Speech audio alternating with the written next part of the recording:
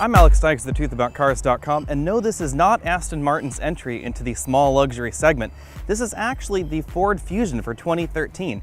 It's been completely redesigned, and as you can see, it's been designed by the same guy that is responsible for all the modern Aston Martin looks, so it's really no surprise that the front end of this Fusion looks like a baby Aston Martin. But does that continue on to the interior? Let's hop in and take a look. Before we go into what you will find under the hood of the Fusion, let's talk about what you won't find. You won't find a V6 at any price point in the new Fusion. That's because this is a strictly 4-cylinder offering now. Our base engine is a 2.5-liter 175 horsepower inline 4-cylinder engine, naturally aspirated of course, and we probably expect that to find homes mostly with fleet customers. This other engine, which we have here, is an $800 option. It's a 1.6-liter turbo engine. It's one of the smallest engines that Ford has ever sold in America, and now it's here in a mid-size sedan. This engine produces 178 horsepower, but most importantly, it produces 184 pound-feet of torque, which is more than the 175 pound-feet of torque in the base 2.5-liter engine. Not just that, however, it produces all that torque at a lowly 2,500 RPM, meaning that this car feels much peppier than that base 2.5-liter engine. It's also more usable, really, than that 2.5-liter engine. There's also a 240 horsepower 2-liter turbo engine, as well as a hybrid drivetrain system, which is fairly similar to the outgoing hybrid system. All three non-hybrid engines are equipped with the same 6-speed automatic transmission, and that 2-liter turbo can be had with all-wheel drive as well. Our 1.6-liter tester scores 23 mpg in the city and 36 on the highway. As you would expect from a mid-size sedan these days, the Fusion's interior is very well put together. We really were unable to find a seam out of place or a plastic that had gone wrong in this interior, which really is saying something for Ford because the last Fusion, while very competitive, did have some questionable parts inside. Now, unless you buy the base trim Fusion with the cloth seats, you're pretty much relegated to this black on black on black interior, and it is a little bit sterile if I'm honest. On the flip side, it's also very Germanic because if you're familiar with Volkswagen and BMW's offerings, a lot of their offerings tend to be very black on black heavy. Our tester is equipped with the 8-inch navigation system and this touch-sensitive button bank, which adds to that clean and possibly a little bit sterile look. This is quite different than Nissan's new Altima, which has a tan dashboard option, and while some thought it looked a little bit rental car-ish, I thought it looked a little bit warmer than this black interior. Keeping in mind that all of the black interiors in this segment have this same problem. So if you get a black on black Honda Accord, or a black on black Altima, or a black on black Camry, it's going to look a little bit sterile inside. Ford should be commended for buttons that don't look like they scratch easily. That was one problem we noticed in our Nissan Altima tester a few weeks ago, was that the buttons on the dashboard looked like they were already scratching, and that's just really from fingers and fingernails. And even though this Ford tester has more miles on it, there's not a scratch to be found on this touch-sensitive instrument cluster. Front seat comfort in the Fusion is very good. This driver's seat has a decent range of motion, something that's getting a little bit rare in this particular segment. We also have a 2-way lumbar support. I do wish this seat had a 4-way lumbar support, and that would be lumbar that went up and down as well as in and out. But we do have a nicely adjustable headrest here as well. Also, the Ford Fusion has a tilt telescoping steering wheel with a decent range of motion. Our particular SE tester has a 3-position memory setting for the driver's seat, as well as a power passenger seat. Rear seat comfort in the Fusion is pretty good. This front seat's adjusted for me at 6 feet tall. As you can see, I have several inches of legroom left back here. Even though the sloping profile of the Fusion seems like it would limit rear headroom, I do have a decent amount of headroom here in the rear as well. Now, these seat bottom cushions aren't too close to the floor like they are in some cars, but they aren't exactly high either, so children shouldn't have a problem with this car.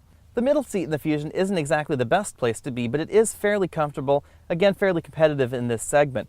Rear seat headroom in the middle seat is pretty good as well. I do feel like I'm sitting on some sort of enormous bump here in the back because these outboard seats are designed more bucket-like than they are in some of these sedans.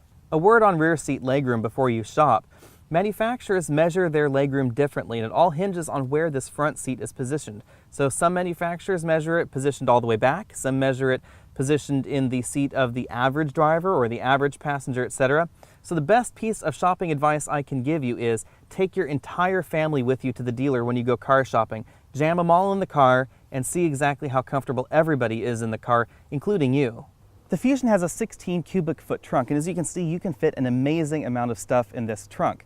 However, due to the size and shape of these mid-sized sedan trunks, you typically can't fit roller bags standing upright. So you can see this is the largest roller bag you can carry on a domestic flight. Can't fit it upright in this particular trunk.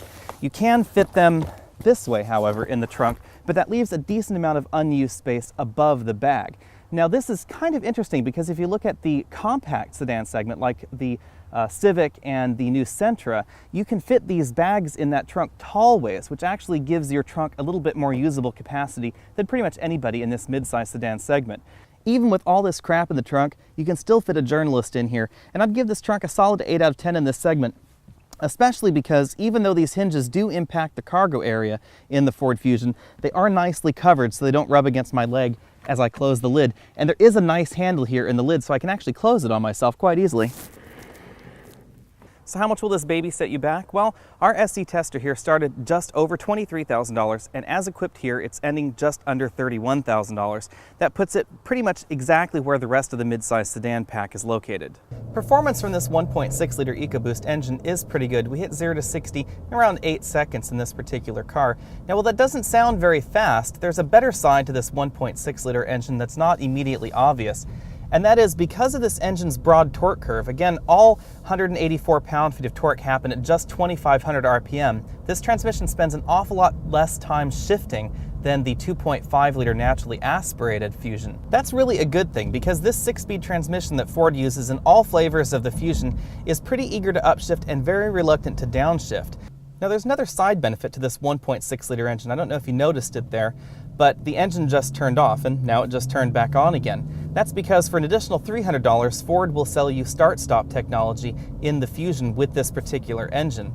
Now, while that doesn't actually show up in the EPA test scores, and that's really mostly just because of the way the EPA City Miles test works, Ford claims that it's good for about a 10% improvement in in-city mileage, as long as you're not really using the air conditioning too heavily.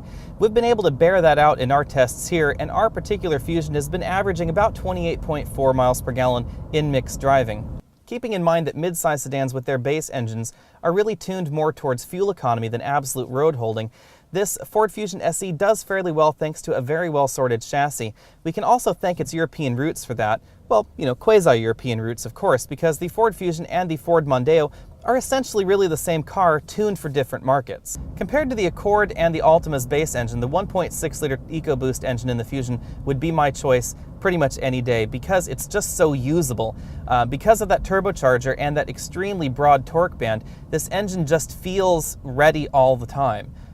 Turbo lag is fairly minimal in this vehicle, which is a little bit surprising with an engine that's this small. Our particular car doesn't have Ford's radar cruise control system, but that works pretty much the same as everybody else's in the market. What is interesting is Ford's lane departure prevention system in the Fusion, because unlike the other systems, this car will actually steer you back into the lane. Now, before you insert nasty comments down below, let me explain what I mean by that. Now, all the other systems on the market to this date will try and sort of torque vector you back into the lane. It's not quite steering, and what they do is, if they sense that you're leaving your lane, they'll apply the brakes to the side of the car that they want to steer you towards. So if they want to steer you left, they apply the brakes on the left side of the car only, which causes the car to sort of crab back into its lane a little bit. The Fusion takes a different tactic. Since this car has the parallel parking assistant anyway, and the electric power steering, which means the car can control the steering in the car essentially, what it does is it just steers you back into the lane like an automatic driving car would in a way. This means two things. With the other systems, you feel the car brake a bit, obviously, because it's using the brakes. So you do get a slight slowdown as the car tries to return you to your lane. And in the Ford system, it just steers you back in the lane. There's no weird little jerk as the car is kind of braking for you. The other thing is that this car can apply a great deal more force to get you back into the lane. Well, the Nissan and Infiniti systems feel like a little bit of a nudge back into your lane. This system definitely is a pull or a tug back into your lane. It's definitely pronounced. I mean, this is not if you're really leaving, it's not a gentle tug necessarily. It's exactly what's required to keep you in your lane. Now, that's not to say that the car is overpowering by any stretch of the imagination, because if you want to, you can still veer over that line and hop in the other lane without your turn signal. You do have a few options, of course. You can either be aggressive and fight the car back. You can change the angle, so if your angle against the lane lines is more steep, then the car won't do anything to resist you. Or you can simply turn on your turn signal like you're supposed to anyway. We're going to take a look at Ford's latest sync product, and this is now called My Ford Touch, and that's primarily because we have a large 8-inch touchscreen here in the dash, and we have these touchscreen controls down below. Now again, This Ford Fusion that we're in right now has a base audio system that uses a smaller LCD that's not touch sensitive and real physical buttons down below. Now basically all the MyTouch systems use this same 8-inch screen as well as these two 4-inch screens on either side of the speedometer in the gauge cluster here. On the steering wheel, they all have essentially the same controls as well. In this Ford Fusion, we have a slightly redesigned steering wheel that I think is a little bit more user-friendly and definitely more attractive than the other My Ford Touch steering wheels. Over here we get our usual audio controls, over here we get our cruise control buttons, and then these two 4-way joystick buttons with an OK button control their respective screens on the dash here. In the center console, we get two USB ports. As you can see, I have my iPhone 4S as well as my iPod Nano plugged in at the same time. The system does work well with a wide variety of USB and iOS devices. However, it's not able to charge an iPad. If you're not watching us in HD, now's time to upgrade your internet connection and click that high resolution button down there on the YouTube bottom page so you can actually see what's going on. The basics of Ford MyTouch are that we have this screen here that's divided into 4 quadrants. We have phone, navigation, climate, and infotainment here on the bottom left. We'll start with the infotainment button. As you can see, the system is still a little bit slower than I would like, but the graphics are very nice, and Ford has done some improvements for the responsiveness on this system. I'm happy to report that during our week with this system, the system has not crashed once. There were periods of time where it appeared frozen for a short while, but it did regain itself, regain its composure and start working again without crashing. That's a significant improvement for this particular system. Go over here to click the navigation screen. You can see that we have a 3D view, we have a 2D view as well, and you can choose whether you want north up or your direction of travel up, just like most systems in this space.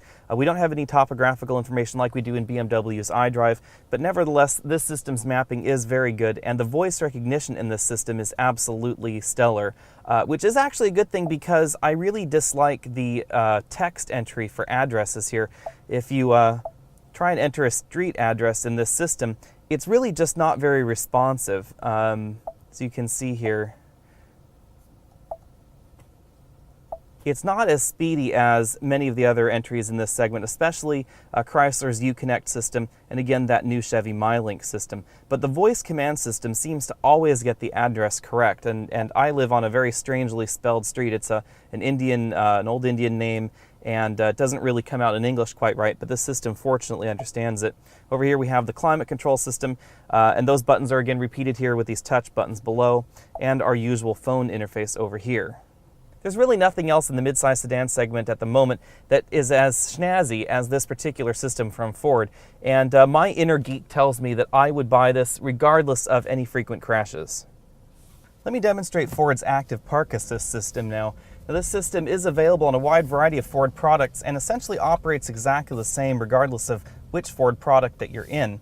Basically, there's a park button here in the center console. You press the park button, and on this display you'll see that the car is now searching for a parking spot.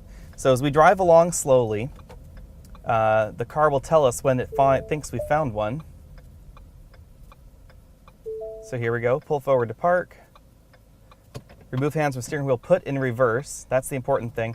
Let go of the steering wheel. As you can see, the car is steering itself back into the spot all by itself. Now it does a very good job squeezing this Ford Fusion into spots that I don't think I could have really fit it in. You see the park sensors are still active there. Tells you when you want to put it in drive.